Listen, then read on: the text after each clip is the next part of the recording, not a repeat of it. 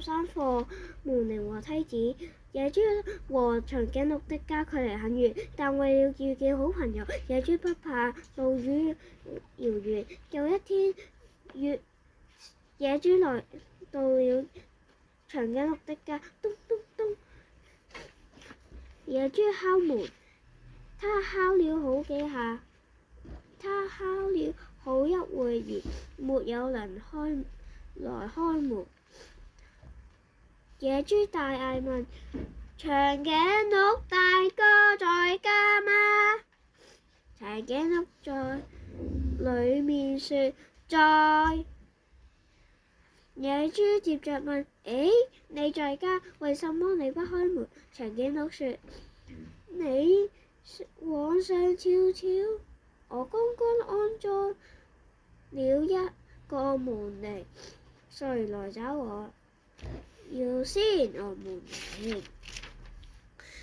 野豬聽到有好朋友這樣說後，便抬起頭來看一看門鈴，說：長頸鹿大哥，我是很願意按門鈴的，但你把它安裝得太高了，我還是像以前那敲門吧。長頸鹿說：對不起，請你自己想辦法吧，不要隻隻注視敲門算了。嗱，我的門鈴不是白裝了嗎？野豬無話可說，只好回家去。過了幾天後，野豬又來看長頸鹿，這次他費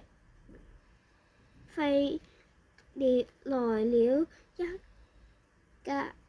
一架梯子，野豬爬上梯子，一伸手剛好按到門鈴，門鈴卻不響，原來門鈴壞了。長頸鹿在裡面說：對不起，麻煩你敲幾下門。野豬叫起來：這麼行，我只敲幾下門，這